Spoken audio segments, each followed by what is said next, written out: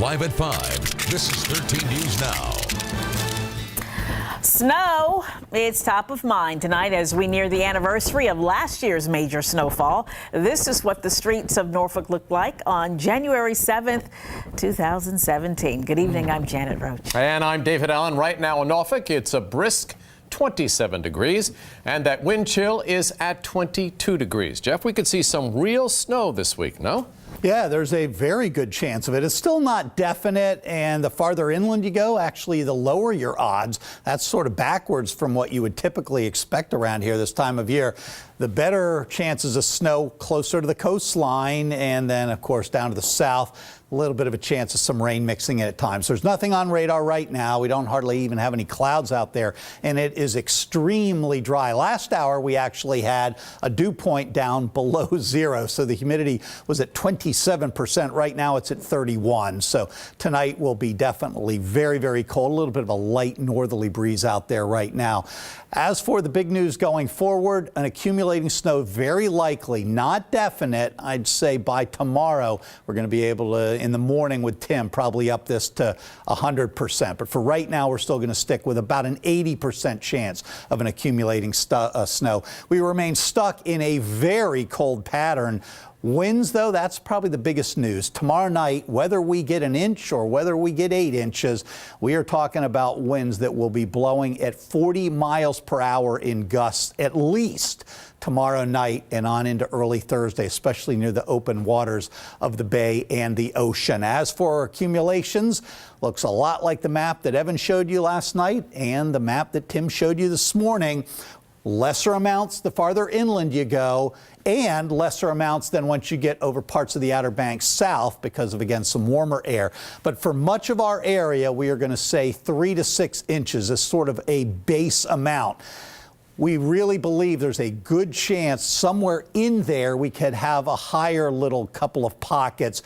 Can't say exactly where those will end up being located, but about a 50-50 chance of a little band or two of 6 to 10 inches or more. A lot more on this system coming up, just a couple of minutes. All right, thank you. Well, right now, VDOT Hampton Roads is gearing up for potential snow. Crews are pre-treating interstates and roads to help keep ice from bonding to the pavement and to aid in snow and ice removal. 13 News Now reporter Nico Clemens is live in Newport News. Braving the elements. Nico, this is all hands on deck. Yeah, VDOT is preparing for whatever Mother Nature brings. They're prepared for 1 inch of snow. They're prepared for 12 inches. But it's not like they started getting ready this week. They prepare all year long. Everyone is keeping an eye out for snow, like Heather Greer. Greer says if she had it her way, it wouldn't snow at all. She's concerned about one thing. Losing control of the car.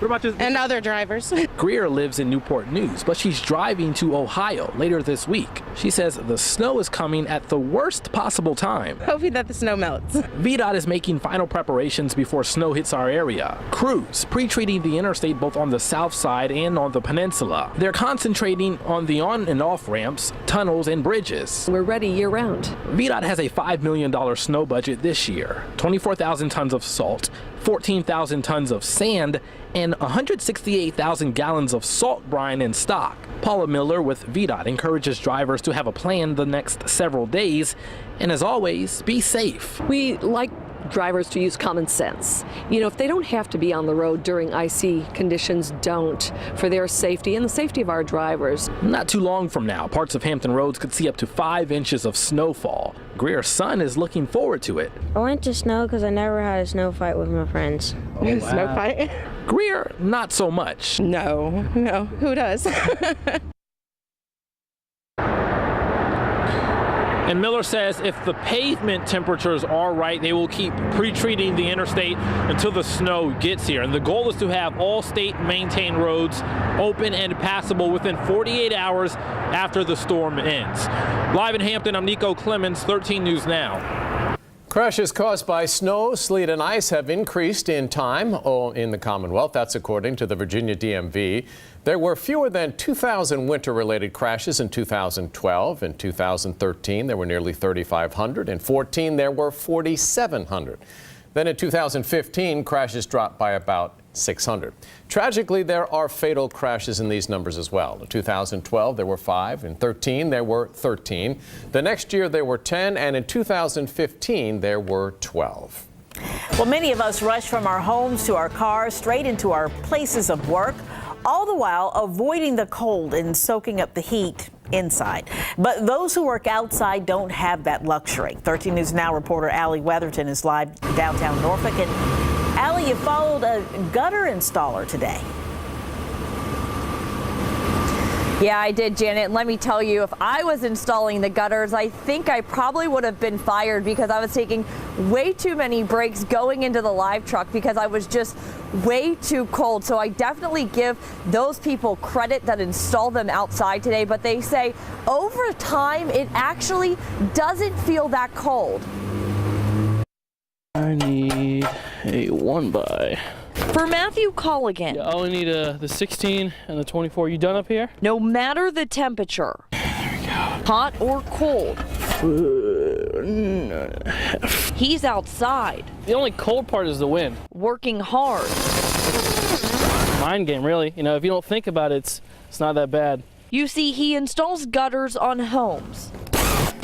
And the below freezing temperatures We do have a heavy workload even when it's cold. doesn't stop his company, WT Anderson, from keeping busy. I put on as many shirts as I can, you know, try to find a jacket to go under my 2 jackets. He says after a while, it's just another day at work Where's the last place you had it? Oh, I see it. in the freezing cold. I jog in place sometimes, you know, like if I'm waiting for a measurement or, you know, like if I'm on a ladder, you know, I'll try to like move around a little bit, you know, just to kind of keep it up. And you can't blame him from singing a tune or two or picturing he's somewhere else to keep his mind off the real temperature. Yeah, just being somewhere warmer, I guess. Yeah. Being somewhere warmer like the beach. Now, I did talk to the owner and she says if the temperatures just get way too cold, she says they can come back inside as long as the homeowners don't mind. They go back the next day. She says she'd rather have her crews safe and the job done right. Live in Norfolk, Allie Weatherton, 13 News Now. If the power goes out this winter, there are important things to know to keep your family safe and warm. Have flashlights, batteries, and a battery-powered radio. Do not use candles. They're a fire hazard. Resist the temptation to call 911 for information. Check on elderly neighbors, friends, or relatives who may need assistance. Never burn charcoal for heating or cooking indoors. If you are using a gas heater or fireplace to stay warm, be sure the area is properly ventilated. Arrange ahead of time for a place to go if you have an extended outage. And if you have nowhere to go, head to a designated public shelter. A swan is free tonight after it was stuck in the middle of a frozen pond in Richmond. Firefighters and animal control officers rescued the swan this morning while temperatures were well below freezing. Someone living in an apartment overlooking the pond reported the swan needing help. Rescuers put a boat in the frozen pond and broke up the ice around the bird.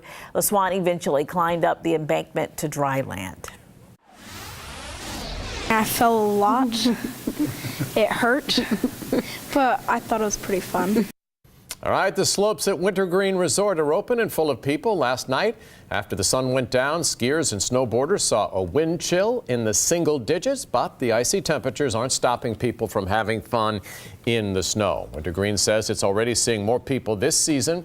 More than 2,000 people hit the slopes on New Year's Day alone. We've had a remarkable start to it, cold continuing into the foreseeable future. So truly, when you're a winter destination, that's really a remarkable sign.